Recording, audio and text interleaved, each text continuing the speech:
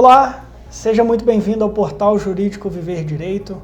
O tema hoje é processo administrativo disciplinar e nós trouxemos o Dr. Flávio Oliveira, que é um profissional com ampla experiência nesse assunto e que já atuou dos dois lados do balcão, tanto no controle da disciplina como servidor público que atuou em comissões disciplinares, que assessorou julgamentos dessa natureza, quanto na advocacia especializada nessa matéria. E hoje a gente vai ter um bate-papo para trazer dicas para quem pretende atuar com o tema e também para quem está respondendo um processo disciplinar. Flávio, seja muito bem-vindo. Obrigado. Prazer Eu que agradeço a oportunidade de conversar com os colegas. Prazer é todo nosso. Para quem está nos assistindo, tentando entender um pouquinho isso, fala um pouquinho, de forma resumida, da sua experiência profissional com o processo disciplinar. Foram alguns anos. Como foi dito, eu era servidor público, eu era papiloscopista policial da Polícia Civil do Distrito Federal. Entrei uma carreira que eu tenho muito orgulho, que eu fiz muitos bons amigos e um trabalho muito bonito. Ao longo da carreira, em determinado momento, fiz o curso de Direito e dentro do curso de Direito, em determinada situação da administração, foi necessário o trabalho de um papiloscopista junto à Comissão Permanente de Disciplina, porque tinha que ter um representante de cada categoria, naquela ocasião que a comissão era paritária. Como eu tinha já feito Direito, tinha me formado, fui convidado então para que fosse para lá. Fui e me encontrei, porque o Direito realmente foi um encontro para mim. Eu tive uma grande afinidade com a atividade e despertou em mim um interesse muito grande. E nesse interesse eu fui desenvolvendo um bom trabalho lá. Acabou que eu fiquei na corregedoria por um bom tempo, aliás, 2/3 da minha carreira basicamente, porque de vogal na comissão, depois fui convidado para assessorar os corregedores à medida que eles iam, porque é um ciclo, né? Iam sendo substituídos, convidavam para que eu ficasse e foi assim, até quando eu então aposentei. E aposentei, peguei minha OAB e aí fui para o outro lado do balcão, atuando nessa área que eu atuei por quase 20 anos, né? Mas foi ótimo. Vamos explorar um pouquinho dessa experiência que o senhor tem. Atuando dentro da administração pública, quais foram os principais incidentes disciplinares? O que era mais corriqueiro de se chegar a uma comissão disciplinar? Problemas que todo ser humano tem, né? De comportamental, atrasos, faltas não justificadas. No caso da polícia em específico, pela atividade em si, eventual arbitrariedade. Veja bem, não significa que isso fosse redundar na punição. Naturalmente. Simplesmente chegavam as notícias, se havia uma justa causa ali para que a gente pudesse apurar, né? Um indício de autoria e de transgressão era apurado. Então, eventualmente, um colega que, né, fazia algo um pouco fora dos limites legais, arbitrário, corrupção, eventualmente, infelizmente. Mas, basicamente, era isso. Mas é mais na polícia, vou falar em relação à polícia, era mais uma questão comportamental, porque a polícia, como todos sabem, ela trabalha sob muita pressão. O objeto de trabalho da polícia é apurar crimes. E isso é muito pesado. E isso acaba afetando muito o mental do profissional que está na ponta e somado toda aquela questão de falta de condições materiais próprias para desempenhar um trabalho adequado. Então o policial vai muito com a garra, com o coração também, muito empenhado. E eventualmente isso estressa, isso vai acumulando e o colega, infelizmente, às vezes, né? Mas isso tudo é só pesado na hora de avaliar, né? Mas, via de regra, era por aí. E para quem está nessa situação, já respondendo um processo disciplinar, na sua experiência, qual deve ser o comportamento, quais dicas práticas o senhor pode dar do que fazer e do que não fazer na hora de se defender numa situação dessa natureza? Bom, o que fazer e o que não fazer, né? Uma coisa que eu observei muito, quando eu estava do outro lado ali, na condição de administração pública, é uma postura de enfrentamento. A administração está te julgando, ela está avaliando o seu caso. Você ter uma postura de enfrentamento, de utilizar de muita chicana para postergar, de acusações e agressividade, isso não contribui. Não contribui. Eu acho que a administração, quando vai apurar a conduta de um servidor faltoso, o desejo primário não é punir pelo punir. Muitas vezes a gente até falava na corregedoria, uma eventual suspensão de hoje é o evitar uma demissão de amanhã. Entende? Para que não chegasse a um processo administrativo disciplinar e sim estão somente numa sindicância. Então, ali no curto prazo, você ter uma postura, né? Fiz bobagem, não quero. Tanto é que hoje em dia tem um instituto fantástico, que é o Termo de Ajuste de Conduta. O professor Léo da Silva muito bem difundiu isso no país todo. E as duras penas conseguimos implementar isso na Polícia Civil. É fantástico, porque ele dá uma oportunidade ímpar do servidor faltoso se redimir, prometer não fazer mais. A administração dá essa oportunidade ao servidor e a coisa então muda de rumo. Assim, as coisas são colocadas nesses termos. Agora, enfrentamento, chicana, isso aí só vai trazer prejuízo para a parte, certamente. Isso aí é uma coisa que eu sempre via alguns advogados, infelizmente, colegas, né, indo por esse caminho, e isso é ruim para todos, principalmente para o servidor, que o resultado não vai ser bom. Partindo dessa análise, qual que é o momento certo, na sua visão, para que o servidor que está respondendo um incidente disciplinar, seja uma sindicância, seja um PAD, qual é o momento oportuno para que ele contrate um advogado e o que ele deve buscar nesse profissional? Qual a importância de ser um profissional, por exemplo, especializado em direito disciplinar? A importância é fundamental, total. Porque o processo administrativo disciplinar, eu sempre falo, é um processo que flerta com todos os ramos do direito. Porque ele aplica analogicamente muita coisa, né? É muito interessante. Você aplica institutos do direito civil, do direito penal, você sabe disso. Isso eu acho extremamente positivo, do ponto de vista acadêmico, cultural do profissional. Você acaba flertando, desenvolvendo muito bem o seu raciocínio jurídico. Então, por outro lado, é importante que ao contratar um advogado, de fato você verifique se ele tem experiência na área, porque o processo administrativo ele tem características e princípios muito próprios, que não há em nenhum outro ramo do direito, né? E que, se você não observa, você pode prejudicar o seu cliente. E ele pode ser prejudicado com isso.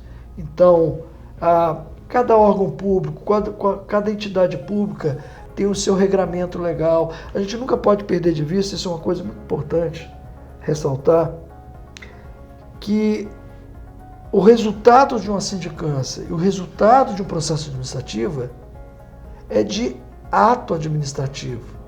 Ou seja, a natureza jurídica do resultado é de ato administrativo, e o ato administrativo tem características muito próprias.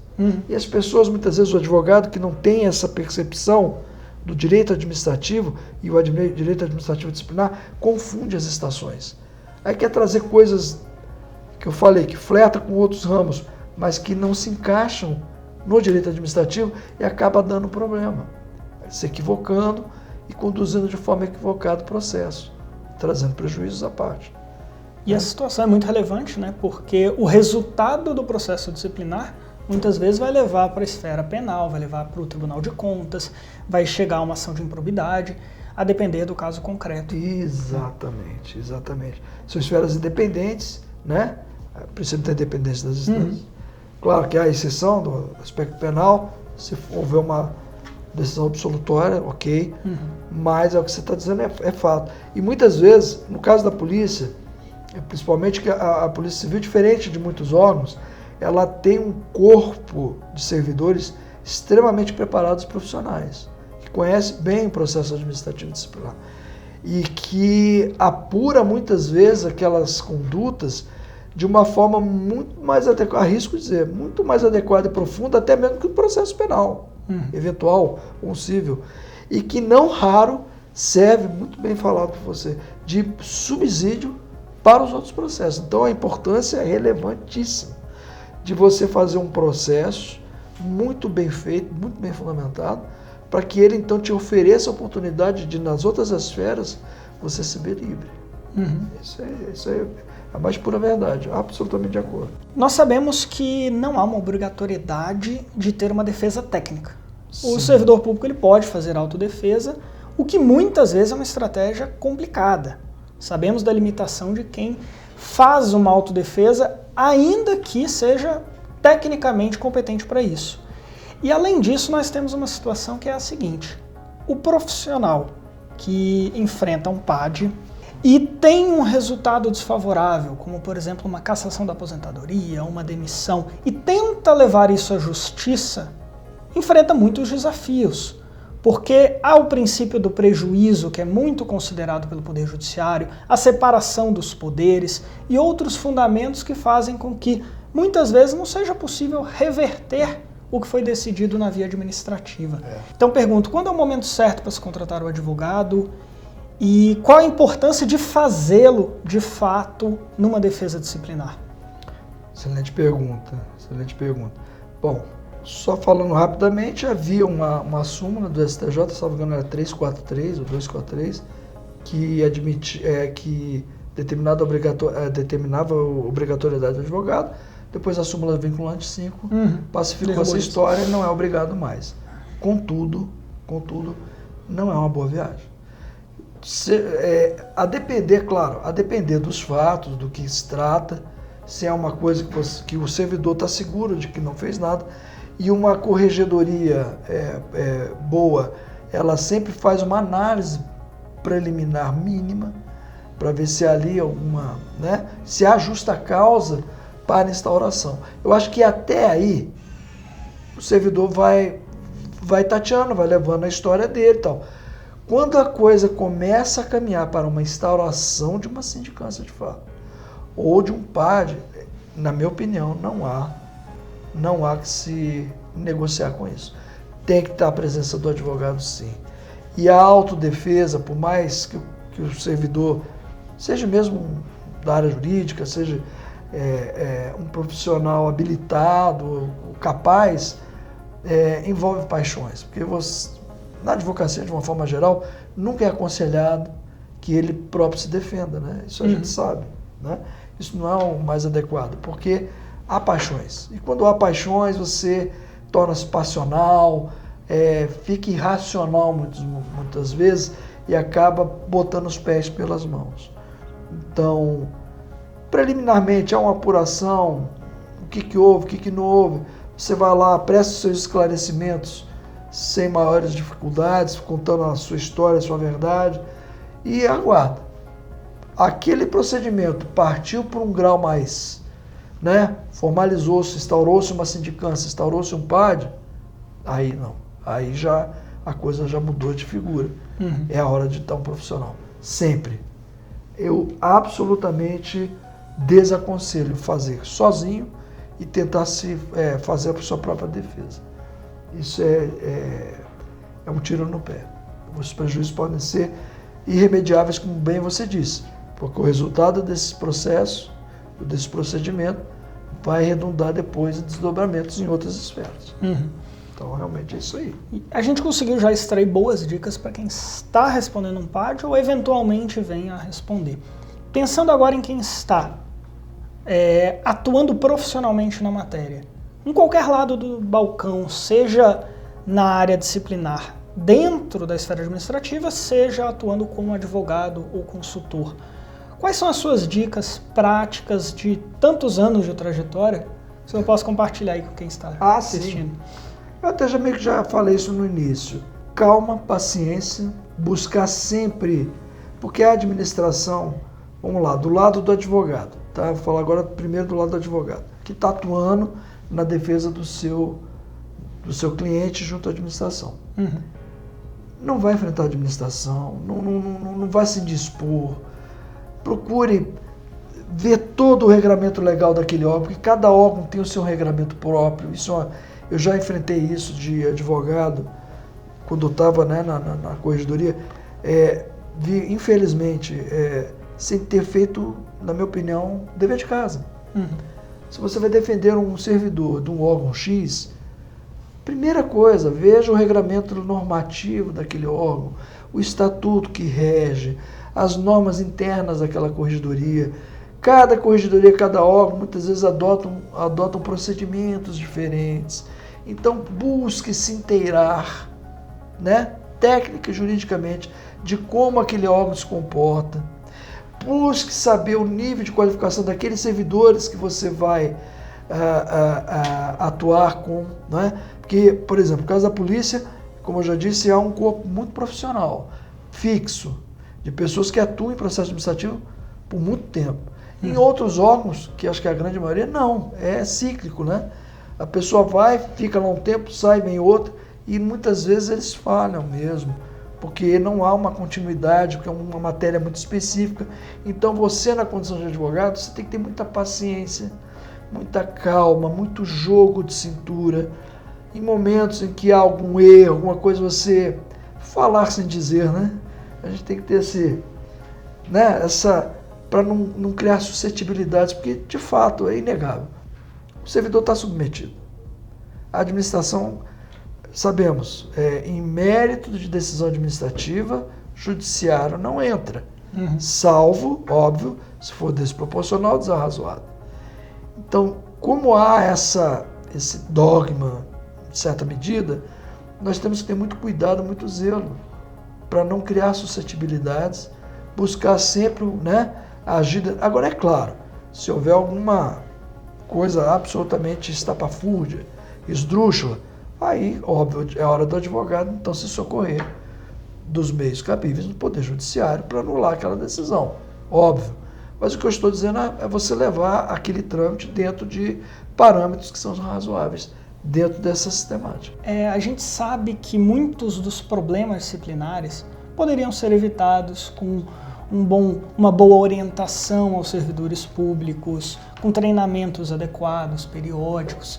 Queria que o senhor falasse um pouquinho sobre a importância de fato disso e, na sua vivência, o quanto que o senhor tem visto esse trabalho ser feito de fato. Sim, isso é importante. Boa pergunta mesmo. As corregedorias, elas têm essa possibilidade de avaliar ciclicamente aquelas transgressões que têm ocorrido em um volume maior, né? E dentro dessa perspectiva, então, ela fazer um feedback aos servidores. Eu, quando eu estava lá, como eu disse, eu estou aposentado, hoje estou advogado, mas quando eu estava na corregedoria ao longo desses anos, ciclicamente, a corregedoria fazia essa análise estatística mesmo.